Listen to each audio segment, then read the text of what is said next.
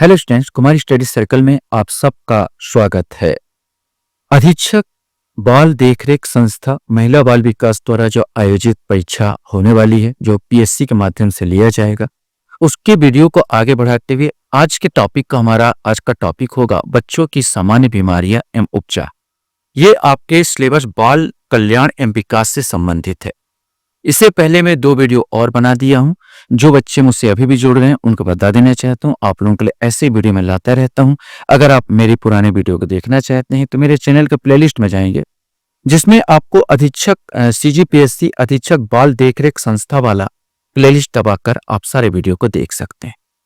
तो चलिए देर न करते हुए एक एक क्वेश्चन को हम लोग सॉल्व करने की कोशिश करते हैं। पहला क्वेश्चन आपके सामने आता है, बीसीजी का टीका कितने उम्र में लगाया जाता है, ये आपको बताना है।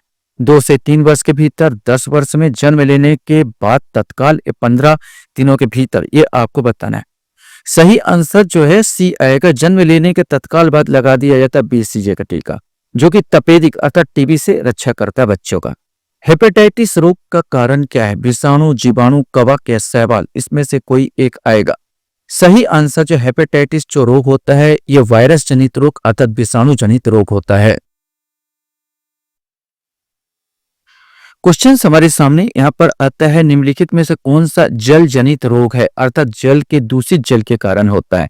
डेंगू, फ्लू, खसरा या टाइफाइड, इसमें से कोई एक आएगा। सही आंसर डी आएगा। टाइफाइड जो रोग होता है विशेषकर बच्चों में हो जाता है, बड़ों में भी होता है, ये विशेष करके दूषित जल के कारण होता है। चॉकलेट स्वास्थ्य के लिए हानिकारक हो सकता है क्योंकि उसमें किस तत्व की मात्रा अधिक होती है, बच्चे ज्यादा खाते हैं?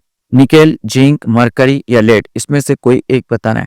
सही आंसर ए आएगा, निकेल। इसमें निकेल की प्रधानता ज्यादा होती है।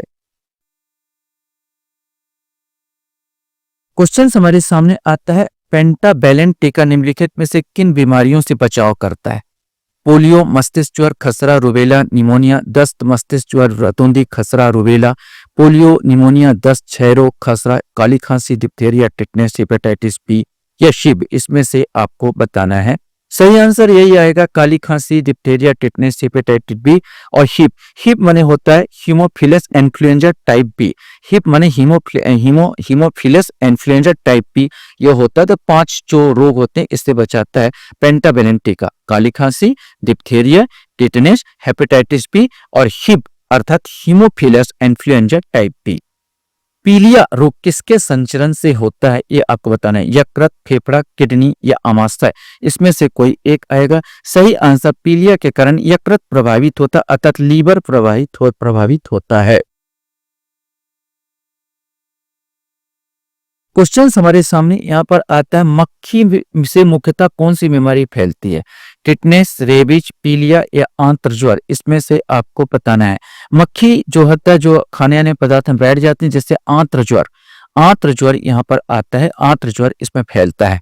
रोटा वायरस टीका किस बीमारी से बचाव करता है? निमोनिया, रतौंधी, क्षय रोग या दस्त, इसमें से आपको बताना है। सही आंसर, रोटा वायरस जो टीका है, बच्चों में सबसे ज्यादा दस्त की बीमारी होती है। दस्त में उल्टी करते हैं, लेटरिन करते हैं बच्चे बार बार, तो दस्त से बचाता है रोटा वायरस टीका, मतलब डी वाला आंसर इसका सही आएगा। क्वेश्चन हमारे सामने आता, प्रोटीन एनर्जी कुपोषण कारण कौन सी बीमारी होती है? प्रोटीन एनर्जी कुपोषण, ट्यूबरक्लोसिस, मरस्मस, गाइटर या एंजाइना, इसमें से कोई एक आएगा। सही आंसर इसका बी आएगा, मरस्मस रोग हो जाता है प्रोटीन एनर्जी कुपोषण कारण। एक रोग और होता है प्रोटीन की कमी से। प्रोटीन की कमी से एक रोग और होता है जिसमें से छांटना होगा, रक्त का निकलना, स्कर्वी, रक्त अल्पा या क्वाशियोरकर। सही आंसर डी आएगा, क्वाशियोरकर। दोनों में अंतर क्या है? दोनों प्रोटीन से हो रहा है, दोनों प्रोटीन से। मरम्मस में क्या होता है? प्रोटीन के कमी के साथ कैलोरी में भी कमी आती है। प्रोटीन की कमी के साथ साथ कैलोरी में भी कमी आती है, ये जो मरस्मस में। लेकिन जो क्वाशियोरकर में होता है केवल प्रोटीन की कमी होती है, इसमें प्रोटीन कमी होती है, इसमें कैलोरी की कोई कमी नहीं होती। तो क्वाशियोरकर में ये दोनों में ये थोड़ा सा अंतर इसमें आता है और दोनों प्रोटीन की कमी से होते हैं।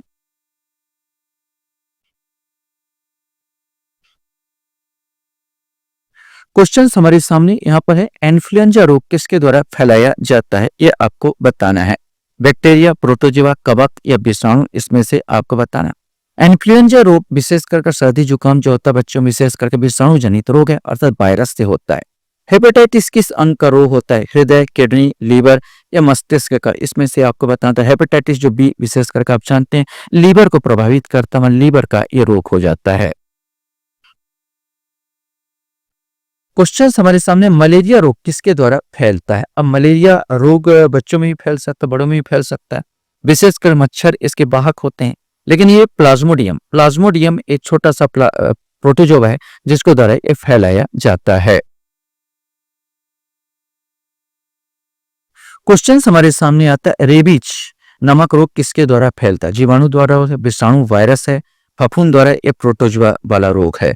सही आंसर रेबीज विशेष करके जानवरों द्वारा फैलता है, जिसमें कुत्ते विशेष रूप से होते हैं। इसमें विषाणु वायरस जनित रोग हो जाता है। भारत में जन्मे प्रत्येक 200 शिशुओं में एक अतिसार से मर जाता है, जिसका कारण है अतिसार माने दस्त। अभी हमने जिक्र किया था इसके बारे में। ये रोटा वायरस इसके लिए जिम्मेदार है, तो ये आपका ए वाला आंसर आएगा, रोटा वायरस। क्वेश्चन हमारे सामने आता है एड्स, गलसुआ और पोलियो में समान तत्व क्या है? ये आपको बताना है कि समान तत्व इसमें क्या है। ये सब विषाणु द्वारा फैलते हैं, ये सब जीवाणु द्वारा फैलते हैं, ये सब फफूंदी रोग है, ये सब प्रोटोजोआ द्वारा फैलते हैं। चाहे पोलियो ले लो, गलसुआ ले लो, एड्स से ले लो, ये सब के सब विषाणु अर्थात वायरस जनित रोग होते हैं। क्वेश्चन हमारे सामने आता है चिकन पॉक्स मुख्यतः किस पे होता है? चिकन पॉक्स बच्चे लोग में विशेष करके होता है। ये यहाँ पर जीवाणु से, विषाणु से, घरेलू मक्खी से, प्रोटोजोआ से। चिकन पॉक्स भी होता है जिसको छोटी माता भी कहा जाता है। विषाणु जनित रोग है अर्थात वायरस जनित ये रोग है। क्वेश्चन हमारे सामने आता है स्कर्वी रोग किस अंग में होता है? लीवर में, हृदय में, फेफड़े में, त्वचा में। स्कर्वी रोग विटामिन सी की कमी के कारण होता है। यह त्वचा जनित रोग है, इसे मसूड़े फटने लगते हैं। जुकाम किसके द्वारा पैदा किया जाने वाला रोग है? वायरस, बैक्टीरिया, प्रोटोजोआ या कवक? इसमें से आपको बताना है। सही आंसर ये वायरस जनित रोग है। क्वेश्चन हमारे सामने आता है निम्नलिखित में से कौन सा रोग प्राय दूध के माध्यम से फैलता है? यह ध्यान रखेंगे, दूध के माध्यम से। यक्ष्मा, पीलिया, डिप्थीरिया, पोलियो। इसमें से आपको बताना। यक्ष्मा माने टीबी होता है। अगर आपको प्रॉब्लम हो तो यहाँ पर ट्यूबरकुलोसिस वायरस या टीबी होता है इसमें, तो यक्ष्मा ही ये फैलता है। टीबी मतलब होता है तपेदिक बोलते हैं इसको। तो निम्नलिखित में से कौन सा रोग प्राय दूध के माध्यम से फैलता है? तो ए वाला आएगा, यक्ष्मा।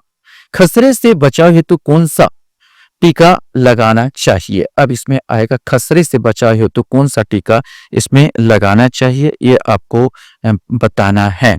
तो इसमें 21 का आंसर आपको देना। 21 का सही आंसर ए आएगा, एमएमआर यहाँ पर आपको टीका लगाना चाहिए।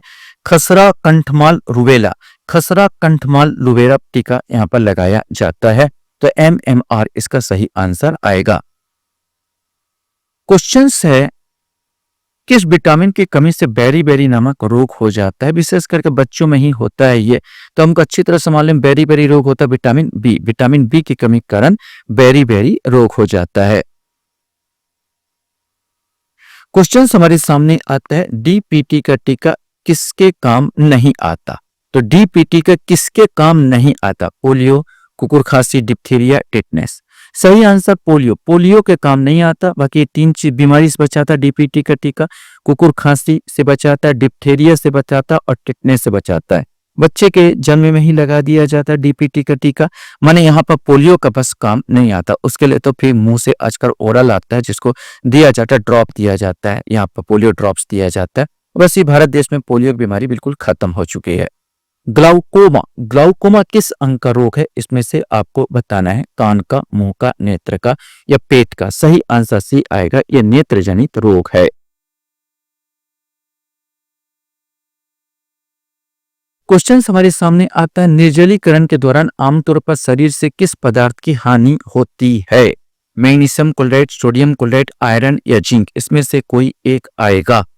सही आंसर निर्जलीकरण के दौरान जो आमतौर पर सोडियम क्लोराइड की कमी हो जाती है। इसको हम लोग बोलते हैं डिहाइड्रेशन। इसमें व्यक्ति को ओआरएस का घोल पिलाया जाता है। बच्चे को ओआरएस का घोल के पिलाता है। ओआरएस घोल नहीं तो एक चुटकी नमक और थोड़ा सा शक्कर डाल के बच्चों को पिलाते रहिए, ओआरएस घोल ही बन जाता है। ये सोडियम क्लोराइड की कमी। टीबी के रोकथाम के लिए शिशुओं को दी जाने वाली टीका होता है। ये पहले क्वेश्चन से हमने बताया था, बीसीजी का टीका, बीसीजी का टीका होता है टीबी के रोकथाम के लिए। क्वेश्चन हमारे सामने यहाँ पर आता है, दांत की बीमारी किस प्रकार की होती है? दांत खत खुजली, ये भी बच्चों में हो सकता है। यहाँ पर विशेष करके दांत बीमारी जो होती है ये फंगल बीमारी होती है, फफूंद की बीमारी यहाँ पर होती है। क्वेश्चन हमारे सामने आता है, जिंक पूरक देने के लाभ क्या होंगे?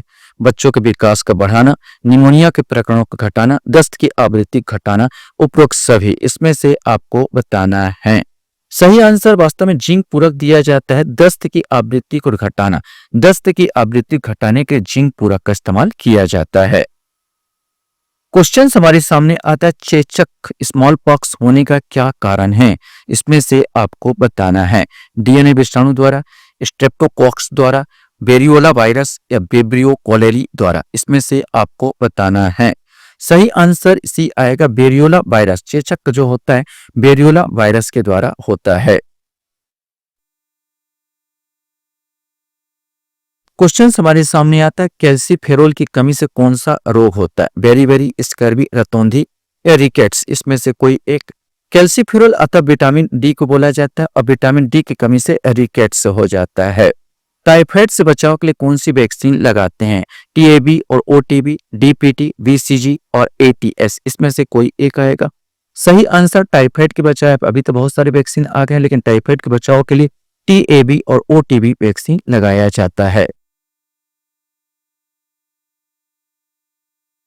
क्वेश्चन हमारे सामने यहाँ पर आता है, टाइफाइड रोग किसके द्वारा पैदा की जाती है?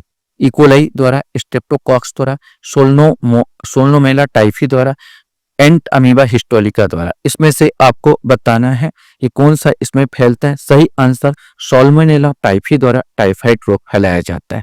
टिटनेस रोग का कारण क्या था? क्लॉस्ट्रिडियम, साल्मोनेला, बैक्टीरियोफेज या ट्यूबरकुलोसिस, इसमें से आपको बताना है। सही आंसर टिटनेस रोग होता है क्लॉस्ट्रिडियन के कारण। क्वेश्चन हमारे सामने आता है, यकृत शोथ हेपेटाइटिस कैसा रोग है? विषाणु जनित रोग, जीवाणु जनित रोग, कवक जनित रोग या प्रोटोजोआ जनित रोग, इसमें से कोई एक। सही आंसर यकृत शोथ हेपेटाइटिस विषाणु जनित रोग है, वायरस जनित रोग है। गलसुआ मम्पस एक वायरस रोग है जो सूजन पैदा करता है, विशेष करके आप देखेंगे बच्चों में होता है लार ग्रंथियों पर, थायराइड ग्रंथियों पर, पैराथायराइड ग्रंथियों में, कर्णपर्व ग्रंथियों पर, इसमें से आपको बताना है। सही आंसर डी आएगा, कर्णपर्व ग्रंथियों पर यह गलसुआ मम्पस रोग या वायरस इफेक्ट करता है। क्वेश्चन हमारे सामने आता है, पोलियो का विषाणु वायरस शरीर के किस प्रकार प्रवेश करता है? लार और नाक के स्राव द्वारा, भोजन के द्वारा, त्वचा के द्वारा या मच्छर काटने से, इसमें से आपको बताना है। जो पोलियो का विषाणु जो प्रवेश करता है बच्चों में विशेषकर लार और नाक के स्राव से ही ये प्रवेश करता है।